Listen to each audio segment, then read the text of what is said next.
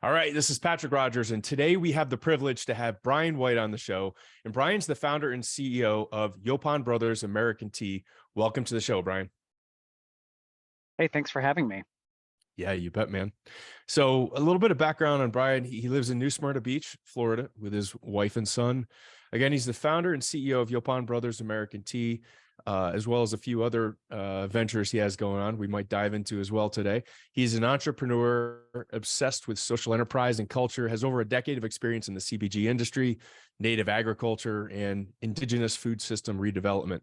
He's always looking at ways to make the world a better place through the choices we make as consumers, business owners, and human beings. So again, Bryon, great to have you on the show. Before we dive into all the good stuff, what's one interesting fact that not many people know about you? Yeah, well, in my past life, before entrepreneurship got its hooks in me, I was a police officer for about 10 years. Oh, And wow. I have a criminology background, and I did that for a while until I reached the age of reason and decided it would be a good idea to take the leap into my own business. Wow, thank you for your service, man. Blue Lives Matter. I have a lot Yeah, of friends from high school that are actually firemen and police officers. So, yeah. So, you did it for 10 years. Is that what you said? yep, 10 years. Mm-hmm. What's your best story from that? Were you out in the streets a lot? Were you like, what kind of police officer were you? No, I actually had a really interesting job. So I started off working for the beach patrol, really. So I'm from Volusia County, Florida, which is like Daytona Beach, spring break, crazy town. And essentially, we have this massively busy lifeguard corps that is the busiest in the United States outside of Los Angeles County. Uh-huh. So we Wow. rescue thousands of people from the ocean a year. And I got started there in high school. And when I went to college, my intention was to go to law school. Uh-huh. But it was when I was graduating 2008, Great Recession, no jobs, and my previous employer, the lifeguard place, approached me and offered to put me through the police academy to help me do some other things for the county, and that's what I did. You couldn't get a job doing anything else, so I went through and Very cool. did that. I went back and got my master's in criminology and sort of did it till I didn't do it anymore. No, that's awesome. So you were a lifeguard for a while, and then from there, got into the police academy. That was the. Were you Did you know Pamela Anderson? Come on now. I didn't personally know Pamela Anderson. I knew of her, of course, but I did. So I was an ocean rescue lifeguard. I was Uh-huh. a law enforcement officer, and I was also an EMT. So we were what's Dang. called triple certified. It Wow, was man. cool. It's a cool job. I really Yeah. enjoyed my time there, and I'm still active in the sport of life saving, which Uh-huh. most people don't realize is a sport, but I Uh-huh. still do that. Yeah, still compete in that sport. So it's a lot of open water swimming and stuff like that. Well, I can definitely respect it. I actually got qualified in open water through the YMCA. I was a lifeguard in high school and got qualified open water, and it was like hell getting qualified for that. I mean, I forget, we had a brick above our head for a certain amount of time, treading water, just insane stuff. So the fact that you're still doing it, that's really cool. So do you do that now to kind of keep in shape, or just because you still have a passion for it? Yeah, I mean, I think like a lot of entrepreneurs, I have like this psychotic anxiety flash, like Yeah. whatever. I have to, like blow off some steam. Uh-huh. And I do a lot of that through, torturing my body in various ways. Some of them good, some of them bad.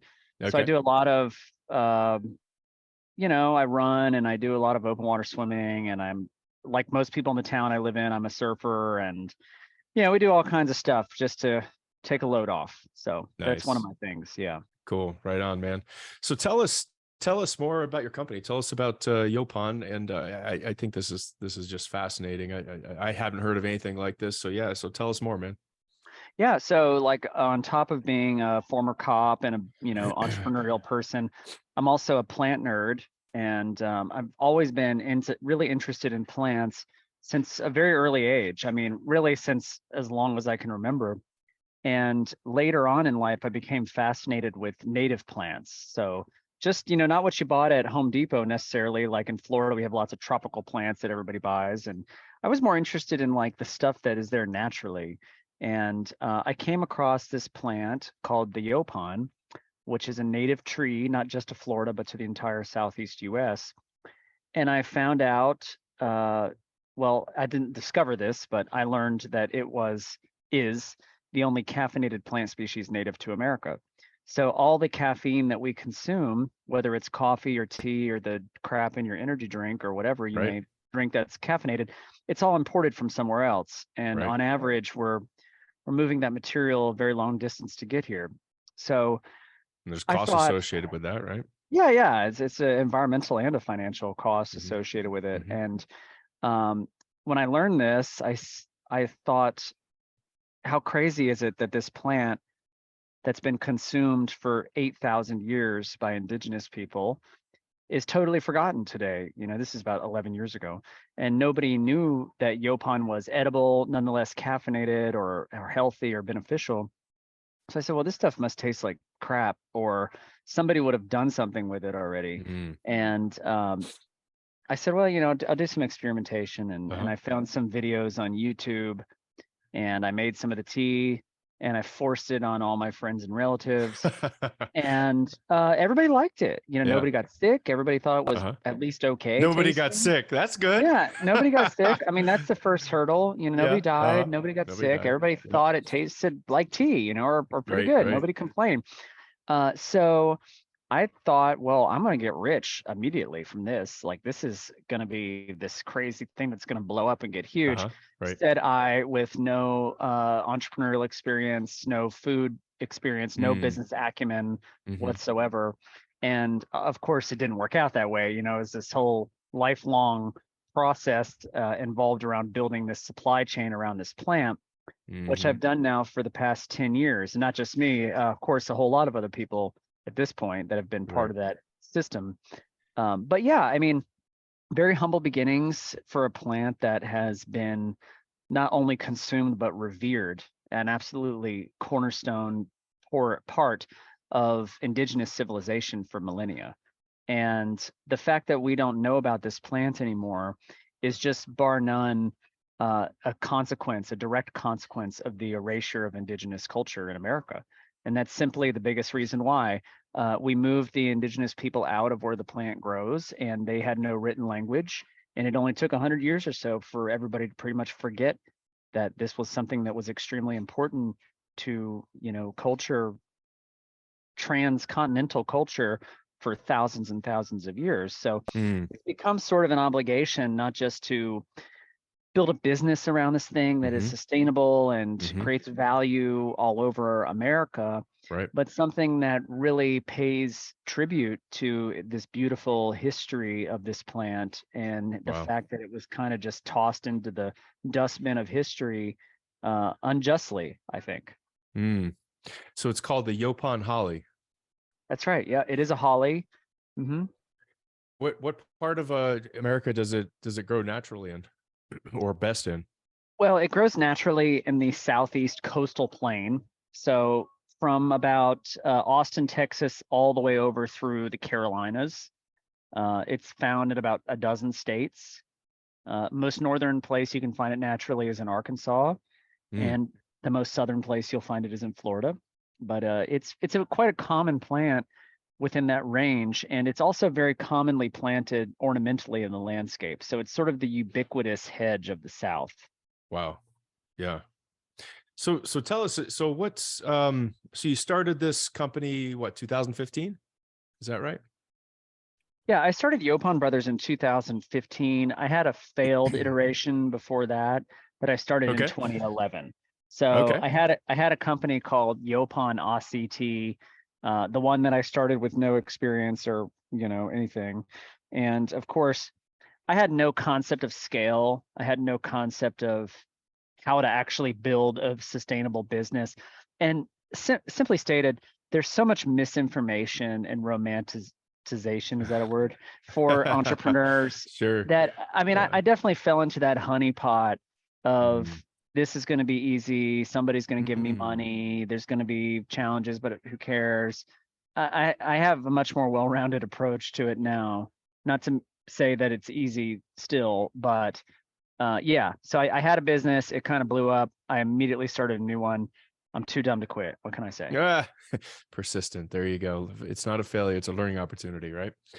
Um, so what was the difference? Like, if you look back, the one that you started in 2011 versus 2015, what did you do differently?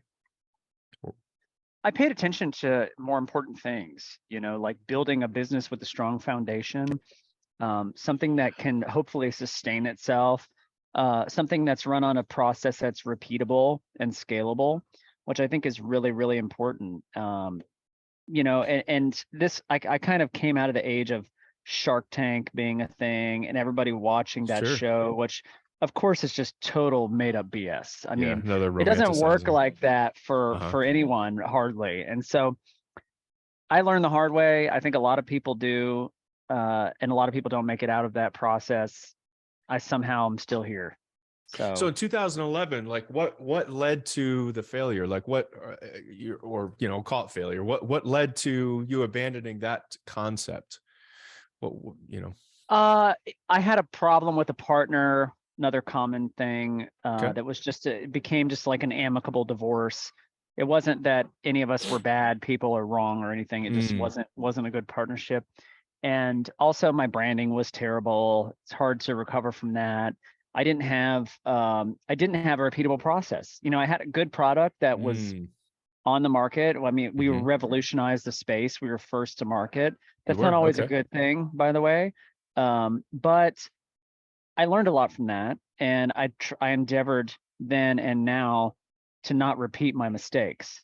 Mm, So I started a new business up immediately with a new partner. My brother, among them, he was a partner in the old business too.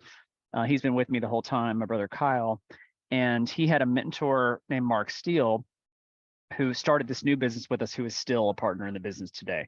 So it's okay. just a much Cool. better fit, much more well-rounded, methodical approach. And as we've gone on, we've become, more stringent around, the financials or the culture. Those are the important parts of a business, I think.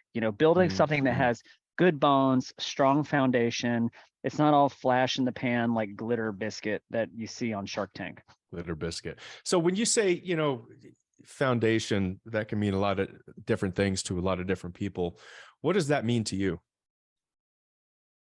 I guess it would be whatever you're going to compare it to. I think what I meant is comparing it to how entrepreneurship has become so financialized in the Mm, sense that a lot of serial founders, they just rinse and repeat. They know how to game the system of venture capital, get money, make a quick exit.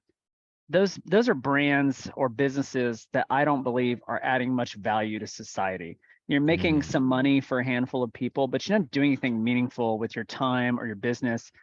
I believe, a foundation like probably the way your grandfather would have described hmm it, it's hmm. just build something that has a posterity mindset that can last for a long time, that you can hand down to your kids or sell down the road or do something with. I mean, something that has a real structure to it, a real soundness to it, not just Yeah. an empty, hollowed out concept that you're gonna flip for a 10x profit in 5 years.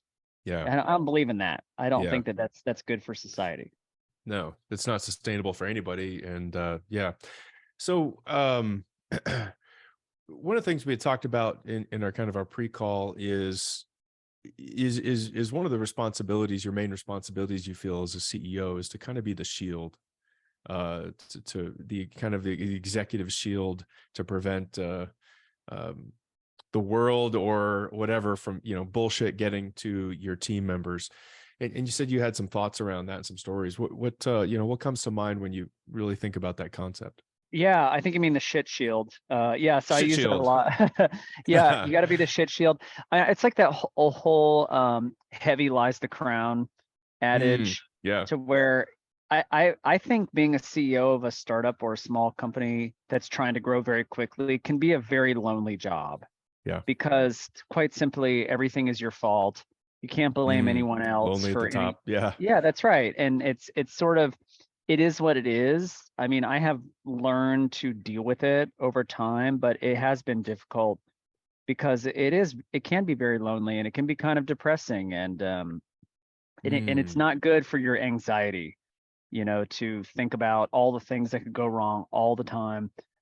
I've certainly had problems with employees and partners and investors and customers, and some of those I've had to singularly deal with just to sort of protect and cushion my staff from the ill effects of those things. Like we have a whole production staff, and those people want to come to work and they want to do their jobs and they want to go home and they don't want to have to deal with superfluous nonsense or negative culture in your business. It's like it should be a comfortable, fulfilling environment that is free from craziness and chaos. And so yes, shielding my employees from that I've tried to really work hard at that. I haven't always succeeded, but it's been a concerted effort. And I mean, I do have lots of stories about that, but I don't know if I even want to tell any of them because it's like you're a shit shield. yeah. It is literally an everyday thing. And I think it's important to focus on the things that you can control, the things that are in your direct purview, and also recognize the things that are outside of your control and focus your attention on those things that you can change and have an impact on. That helps Mm. me a lot. So really just kind of focusing it, honing in on what you can change and letting go, if I'm hearing you right, letting go of what you, and recognizing the difference, right? Know what you can change, what you can't change, and letting go of what you can't change. Yeah, I mean, it's absolutely integral part of this is like, how can you even survive and function if you're totally bombarded by all the million bad things that are going on at any given time? I mean, I choose anyway to try to focus on things that I can actually fix.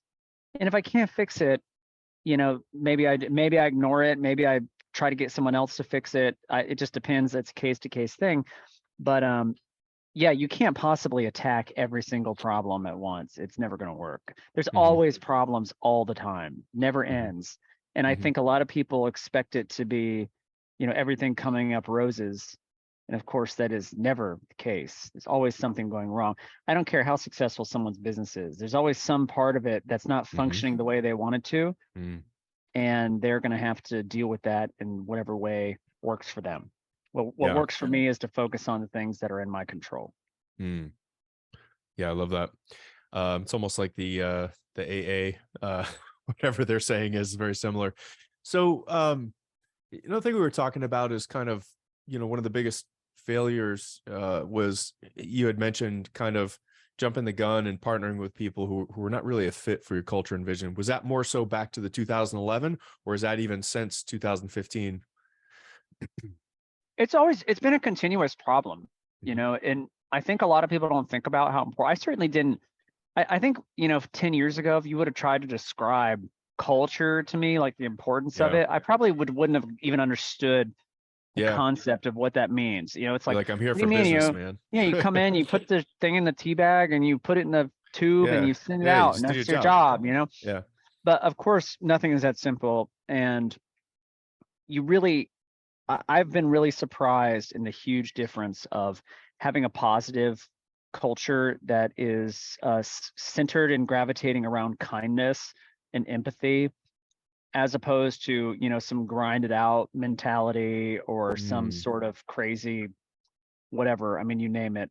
But I've had much better success with the former. Is sort of trying to build an ecosystem where people feel valued and they feel like they're a part of a team, and it works better, and it sort of is like a cliche, like a family, but for me, it's a huge difference. I've had partners and employees that were toxic and they cause an outsized level of damage.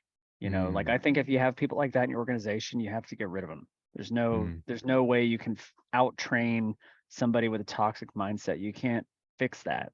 You can fix almost anything. You can fix somebody that doesn't show up on time. You can fix somebody that doesn't do a good job. You can fix somebody that's not getting along with a coworker or you, but you can't train somebody out of having a toxic mindset. It's just not possible. You just got to purge them out of your organization. How did you, sounds like you had a couple run-ins with it. Is there any one that comes to mind you know, a story around that, and or like, and how did you find out about it? Like what was really going on? Yeah, I mean, I've had so many things happen that I would say fall into that category. And some of it is not people acting badly intentionally. Oh, It's just okay. that they have a different mindset or idea of where the business should be and how it should be operating than what you might have. The issue is that, unfortunately for them, I started the business and I'm in charge of the business. So what I want it to do is sort of important, like we have a mission and a set of values. And if we're not in line with those, then it doesn't work right. It's just not a good fit. People are unhappy. And when people are unhappy, they make things break. And that's why I try to focus on, okay, getting Mm, people in our organization who are like-minded, who are positive, about what we're trying to do, what we're trying to accomplish, because it is very mm, ambitious, that they mm-hmm, believe in it. And then we're just nice to each other, mm, And if you can't be nice to each other or to our customers or to our partners or to our investors, then you should just go work somewhere else. yeah, It's totally. I mean, I could definitely go into specifics, but I probably won't just because, Oh, you're good. Yeah, yeah. So, some of it's NSFW. So totally. So, I mean, it's interesting because the most successful CEOs I talk to, they are making that gap. Exactly what you said. 10 years ago, if you were to talk to me about culture, it'd have been like, well, what is that? You're here to do a job. This is business. And it's a new era. It's a new era of leadership. It's a new era of people. People want new things. Especially, coming through the pandemic, things have changed, right? People want value. mhm, People want connection.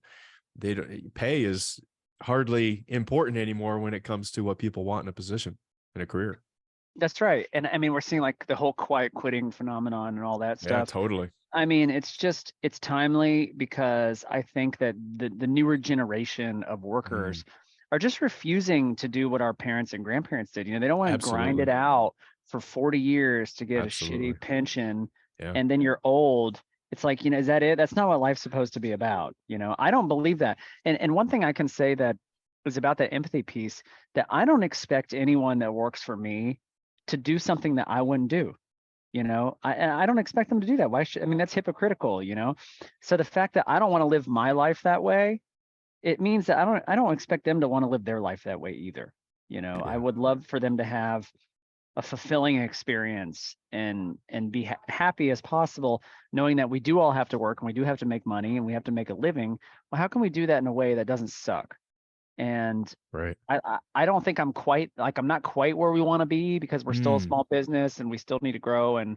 But in the future, I would love to have a really fun, inclusive. The employees get pretty much everything they want. I would love to see that in the future state.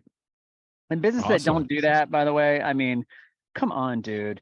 Like you see the whole Elon Uh-huh. Musk mentality where it's like, oh, you got to come and work 80-hour weeks for me, and I'm like, Yeah. yeah, okay, well, somebody has Exactly. to do that, but I'm not going to pay for your hair plugs, dude. Sorry.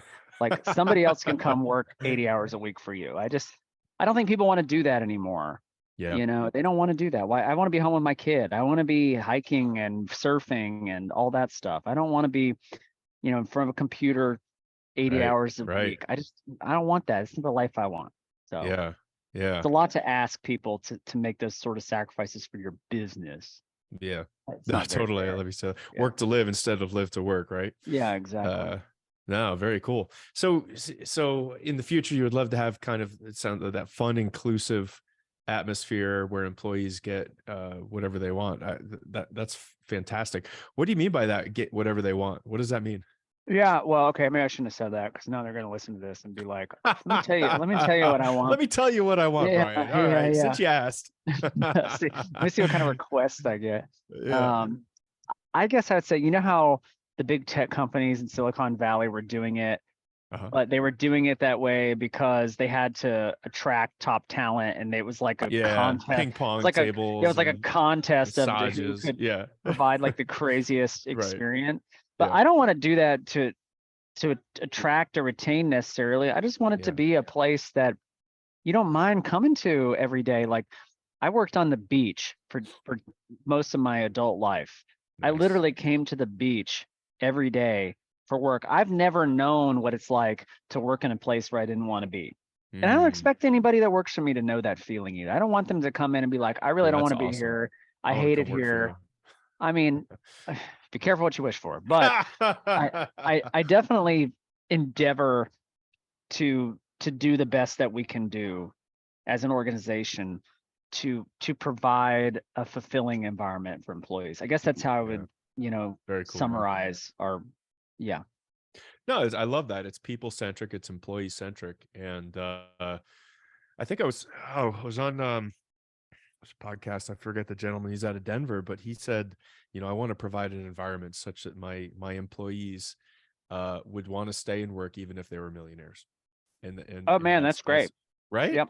Yeah. I love that one. Very cool. So what's next for Yaupon? What's on the horizon for you guys? Well, 2023 is the year of Yaupon, according to Forbes. Just throwing that out there. It's not me, that's Okay. Forbes.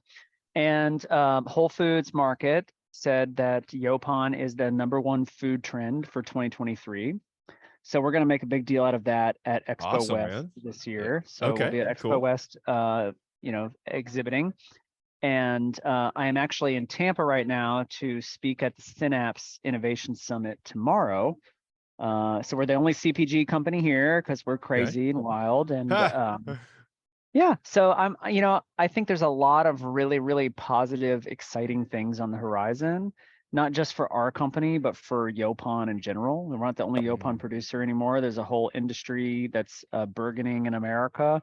And I think that the whole thing is going to be uplifted and uplift an entire region that is in desperate need of something innovative, especially in agriculture and yeah. manufacturing.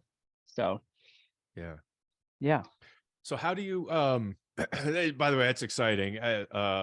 Forbes naming you guys the year of Yaupon and Whole Foods. Fantastic. What and I'm sure that gives you a leg up with the competition. What else is going to give you that kind of, if you're comfortable talking about it? Obviously I don't want to reveal any secret sauce that we can't reveal, but what's going to keep you out in front of your competition, man? It's a really good question as to what we actually consider to be our competition. I mean, we never have considered other Yaupon companies to be competition because we're just all creating more customers for the product at this point. I think we're definitely competing more with conventional tea companies right now. So the way we get out in front of them is just by having a product that's grown and made in America. I mean, how many tea companies can say that? Zero. I mean, we Mm, import in this country 250,000 tons of tea leaves a year. wow. 150 million Americans drink tea in some form every single day. And Mm, all of that is imported. So we're mm, moving that material on average 8,000 miles to get here. And mm, then when it gets here, you're dunking it in hot water for a few minutes and then throwing it right in the trash. So right. the fact that we have this homegrown alternative that's just as good, if not better, Yeah, just as that's good awesome. for you, if not better, I don't think the competition has a chance, man. That's awesome. Yeah. Awesome. They can't do what we do. I mean, I don't think they can. Um, yeah, I'm sure. Yeah, you've done all the research. Man, that is awesome. One of the other things that I always like to ask is if you were going to hire a CEO to come and replace you, what would be the one book that you would require that he or she read before taking that position? All right, I'm the worst person to ask this to because I'd never read self-help books and Uh-huh. everyone is always giving them to me and recommending them. Okay. And I've almost never read them, or I just like breeze through them. One I have right now is from, I also work for a venture studio and an idea accelerator called Builders and Backers, Okay. and which is something I do because I love to do it. It's an amazing job. But my boss there, Donna Harris, just gave me a book called Atomic Habits Oh, I love that book. that I think is great. Another one that our bookkeeper gave me, This Is Your Ship. I don't know if you've seen Oh, that one. no, It's and I was in good. the Navy, so I should probably I You should should. probably You would really dig that one. It's a admiral, I think he's an Okay. admiral All right. that basically, it's about culture. It's about building this, you're on a ship in the middle of the ocean, like you have to have a good culture or the whole thing goes to shit, you know? So Absolutely. so that's a good one. Traction is another one, old school Yeah. one that I recommend. But like I said, I'm a very kinesthetic learner, and Uh-huh. I tend to think, I don't know, I don't read self-help books very often. So I don't know if that's not a good thing necessarily, but I'm just not a good person to ask for that No, advice. yeah, no. Um, Atomic Habits, I think, is a great book. There's even yeah, one Tiny Habits. If you're it's interesting. Atomic Habits kind of seems like it goes into a lot of more of the subconscious.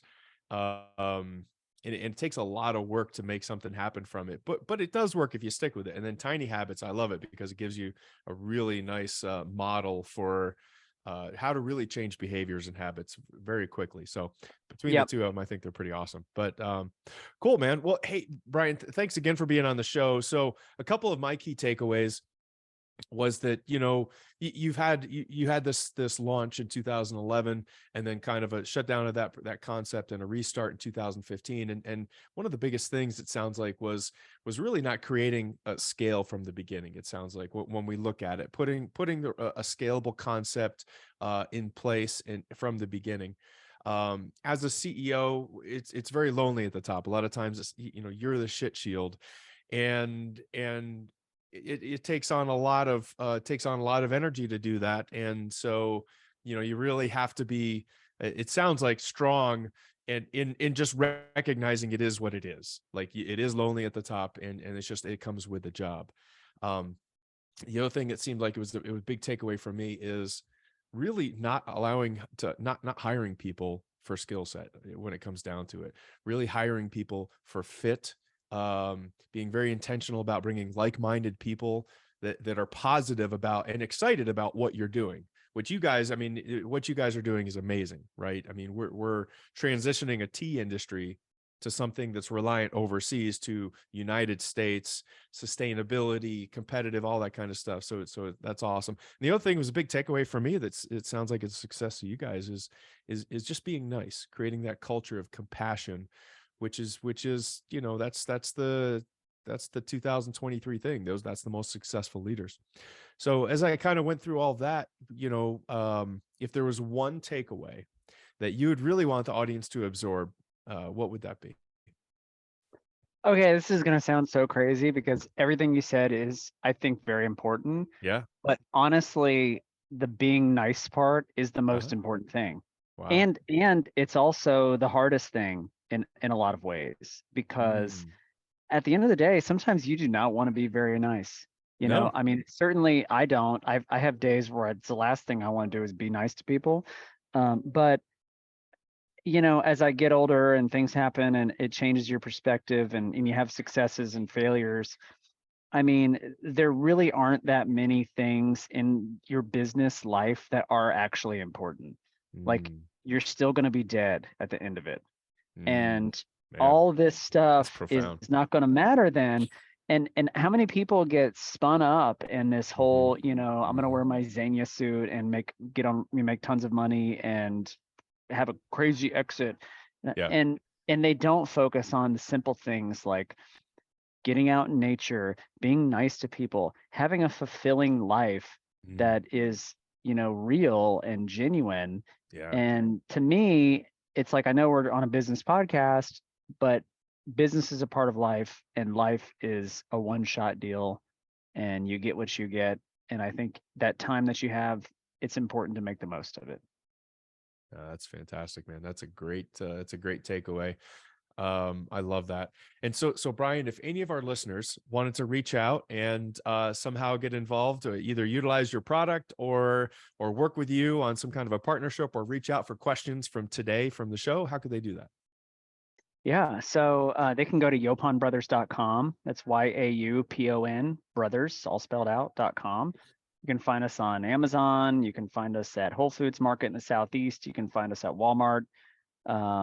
Yeah, so we're all over the place. You can find me on LinkedIn, of course. And I also have another gig where I'm a venture builder for builders and backers, which is an excellent idea accelerator that I really believe in. So everyone feel free to check that out as well. Yeah, tell us a little bit more about that before we wrap up the show. Tell us, what is this Venture Builders thing? Yeah, well, I'm happy you asked because it's something I'm really passionate about. But I think like a Hmm. lot of entrepreneurs in this industry, I've gone through the ringer of trying to raise capital. Of course, you have to do Yeah, it if you want to right. scale. There's not Sure. really a way around it. And I just felt that it was a very exclusionary, sort of off-putting experience that didn't focus on some of those things that we were talking about, like culture and being nice to people. And it's a very narrow mindset that I think venture capitalists have a lot of the time. Mm. And I came across an idea accelerator, which basically focuses on the fact that 3 in 5 Americans have an idea to start a business at some point in their life, and the vast majority of them do not act on it. And they don't act on Mm. it because they're intimidated, they don't know where to Right. get started. Right. And the idea was like, well, how are we losing out? What's the opportunity cost as a society when these businesses don't ever become a thing? They don't Right. fly off Right. the page Just and become fizzles off. real. Yeah. Yeah. So two, dyed in the wool, like longtime investors, Donna Harris and Kathleen Hale, started Builders and Backers. I don't. Investors in your company? No, no, they're not investors in my company. They're Oh, just okay. Just investors investors. Okay, cool. traditionally. And they had the same mindset that I had developed. Yeah. Was, of course, theirs is much more mature because they were actually in the venture capital space, Hmm. and they believed that entrepreneurship needed to be democratized, that more people Mm. needed to have access to these resources, that we were losing out as a civilization because these business ideas never became real because people couldn't Right. access Yeah. capital or Yeah. mentorship or whatever. And I got the opportunity to become a part of it to help develop these ideas into scalable, repeatable businesses. And I jumped at that opportunity first chance I got. So it's a great program. Operates in about a dozen cities in America right now, Oh, very and I'm cool. just really excited to see that grow and really serve a segment of the population of would be, could be, should be entrepreneurs that are currently underserved. Gotcha. Yeah. Wow, that sounds like such a fun project. Almost like I mean, So not a Shark fun. Tank, but yeah, yeah, right. As It's especially like for an it's like entrepreneur. Shark Tank, but not Right. bullshit. Gotcha. Yeah. Yeah. Cool. And so I was just looking up your LinkedIn profile. Is it okay if I give your tag for your profile handle for Oh, please people to do. get in touch with? Okay. Please do. So it's Bryon White, Bryon. White is his last name, White. His handle though, it's Bryon White B9B172B0. So if you want to get in touch with Bryon, that's the best way to do it. And awesome. Again, thanks again for being on the show. This was fantastic. For the audience out there, please hit like and subscribe and help us spread the word about the show and what we're doing here. Again, Bryon, thanks again for everything, sharing your wisdom, sharing your time. And I know there's going to be some CEOs and leaders that got a ton from this. So again, thanks for being on the show. Hey, thank you, Patrick. Thanks for the opportunity. All right, man. We'll see everybody on the next episode. Bye-bye.